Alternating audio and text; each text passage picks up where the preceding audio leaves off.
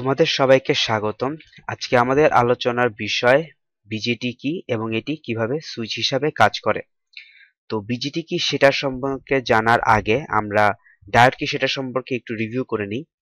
এখানে আমরা একটি পি টাইপ সেমিকন্ডাক্টর এবং এন টাইপ সেমিকন্ডাক্টর দেখতে পাচ্ছি। পি টাইপ সেমিকন্ডাক্টরে হোলের সংখ্যা অনেক বেশি এবং ইলেকট্রনের সংখ্যা অনেক কম, তাই এই হোলগুলোকে বলা হয় মেজরিটি কারেন্ট ক্যারিয়ার এবং ইলেকট্রনকে বলা হয় মাইনরিটি কারেন্ট ক্যারিয়ার। ঠিক তেমনি এন টাইপ সেমিকন্ডাক্টরেও ইলেকট্রনগুলোকে বলা হয় মেজরিটি কারেন্ট ক্যারিয়ার এবং হোলগুলোকে বলা হয় মাইনরিটি কারেন্ট ক্যারিয়ার। তো এই পি টাইপ এবং এন টাইপকে যদি আমরা কোনোভাবে জোড়া দিতে পারি তাহলে আমরা যেটা পাবো সেটা হলো ডায়োড। তো এখানে আমরা একটা ডায়োড দেখতে পাচ্ছি, যেখানে এই ডায়োডের পি প্রান্তের সাথে ব্যাটারির পজিটিভ প্রান্ত এবং এন প্রান্তের সাথে ব্যাটারির নেগেটিভ প্রান্ত সংযুক্ত আছে। এরকম কনফিগারেশন সার্কিটে কারেন্ট ফ্লো হবে। ঠিক একইভাবে যদি আমরা ব্যাটারি এন প্রান্তের সাথে এইভাবে যদি সংযুক্ত করি তাহলে কারেন্ট ফ্লো হবে। কিন্তু আমরা যদি উল্টাটা করি, অর্থাৎ ব্যাটারির পজিটিভ প্রান্তের সাথে ডায়োডের এন প্রান্ত এবং নেগেটিভ প্রান্তের সাথে পি প্রান্ত সংযুক্ত করি তাহলে কারেন্ট ফ্লো হবে না। কেন হবে না তোমরা ভালো মতোই জানো, কারণ এটা এখন আছে রিভার্স বায়াসে, এর আগেরটা ছিল ফরওয়ার্ড বায়াসে। তো এখন আমরা বাইপোলার জাংশন ট্রানজিস্টরের স্ট্রাকচারটা কি সেটা দেখব। দুটি পি টাইপ সেমিকন্ডাক্টরের মাঝে যদি একটা এন টাইপ সেমিকন্ডাক্টর দিয়ে জোড়া লাগানো হয়, কিংবা দুটি এন টাইপ সেমিকন্ডাক্টরের মাঝে যদি একটা পি টাইপ সেমিকন্ডাক্টর দিয়ে জোড়া লাগানো হয়, তাহলে আমরা বিজিটি পাই। উল্লেখ্য যে পিএনপি ট্রানজিস্টরের ভিতর দিয়ে কারেন্ট ক্যারি করে হলো হোল এবং এনপিএন ট্রানজিস্টরের ভিতরে কারেন্ট ক্যারি করে হলো ইলেকট্রন। তো আমরা এখন পিএনপি ট্রানজিস্টর এর গঠন দেখব। একটা বিজিটিতে তিনটা টার্মিনাল থাকে, যেই জায়গার ভিতরে আমরা কারেন্ট ইনপুট দিই সেখান থেকে কারেন্ট ক্যারিয়ার গুলো কারেন্ট এমিট করে, যার কারণে এর নাম এমিটার, এবং যেখান থেকে আউটপুটটা বের হয় সেটাকে বলা হয় কালেক্টর, আর মাঝখানে এটাকে বলা হয় বেস। তো আমরা এখন সুইচের কনসেপ্টের ব্যাপারে আসি।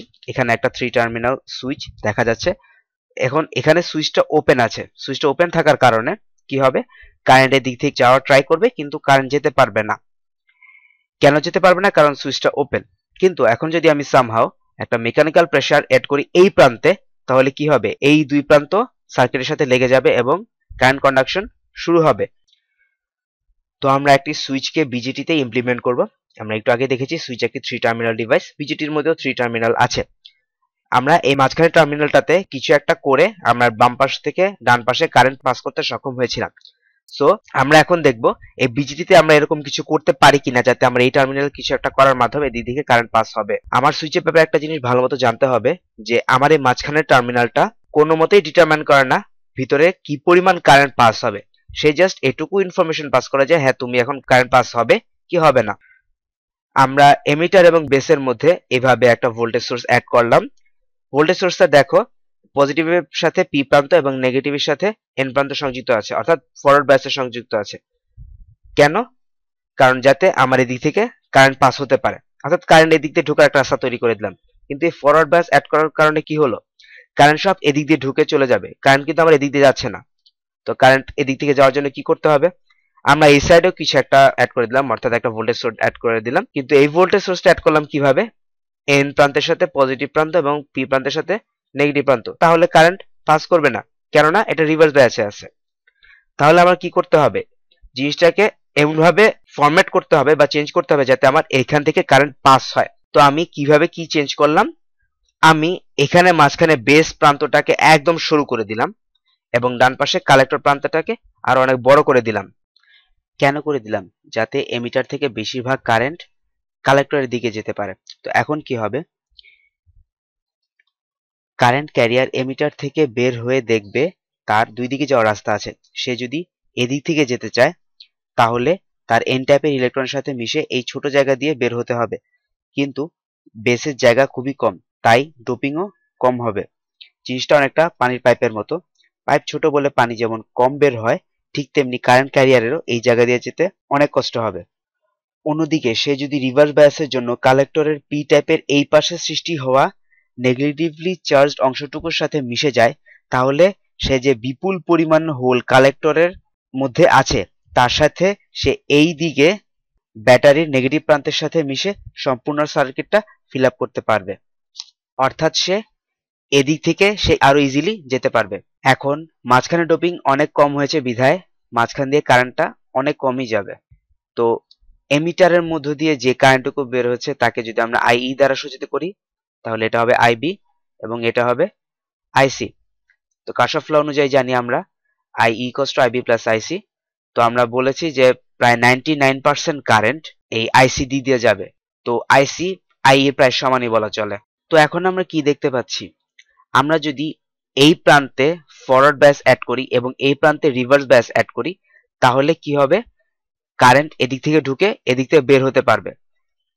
তোমরা একটু বড় হলে জানতে পারবে যে ভিইবি অর্থাৎ এই প্রান্ত বরাবর যদি 0.7 ভোল্টের বেশি দেই এবং এই বিসি প্রান্তে -0.6 ভোল্টের বেশি দেই তাহলে এই প্রান্তে ফরওয়ার্ড ব্যাসের সৃষ্টি হবে এবং এই প্রান্তে রিভার্স ব্যাসের সৃষ্টি হবে। অর্থাৎ এই পয়েন্টে কিরকম ভোল্টেজ অ্যাড করা হবে সেটার উপর নির্ভর করবে আমার এদিকে কারেন্ট ঢুকবে কি ঢুকবে না। জিনিসটা অনেকটা সুইচের মতোই কাজ করছে, তাই না? তো আমরা অনেকেই জানি যে আগের কালের কম্পিউটারগুলো ছিল ছোটখাটো বিল্ডিং এর সমান, অনেক বড় বড়। তোমরা তোমাদের বাবা দাদাদের জিজ্ঞাসা করে দেখতে পারো যে তৎকালীন সময় যে রেডিও ছিল সেটা ছিল একটা ব্রিফকেসের সমান বড়। কিন্তু এখনকালের যত কম্পিউটার আছে, ট্যাবলেট বলো, স্মার্টফোন বলো, ল্যাপটপ, সবকিছুই কিন্তু হাতের মুঠোয় চলে এসেছে। কেন এই বৈপ্লবিক পরিবর্তন? কারণটা হলো বিজিটি। বিজিটি আমাদের সবকিছুই সহজ করে দিয়েছে। বিজিটির একটি ইম্পর্টেন্ট ফিচার হলো এটি জায়গা অনেক কম নেয়। এখন আমরা একটু প্র্যাকটিক্যাল এক্সাম্পল দেখি। এই সার্কিটটা দেখে মাথা নষ্ট হওয়াটাই স্বাভাবিক। এটা একটা কিবোর্ডের সার্কিট। এখানে আমরা দেখতে পাচ্ছি thousand thousand million million switch আছে। অর্থাৎ একটা কিবোর্ডে একটা নর্মাল কাজ করার জন্য আমার million million switch on of একসাথে করতে হয়।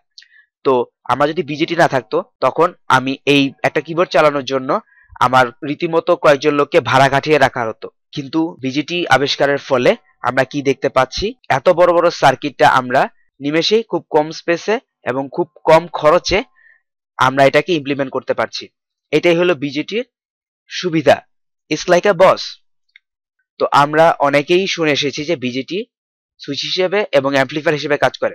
সুইচ হিসেবে কিভাবে কাজ করে তোমরা তা এতক্ষণ শুনেছো। তোমাদের কাছে প্রশ্ন রইল এটি কিভাবে অ্যাম্পলিফায়ার হিসাবে কাজ করে। চিন্তা করে দেখো। আমরা ভিডিওটির শেষ প্রান্তে চলে এসেছি।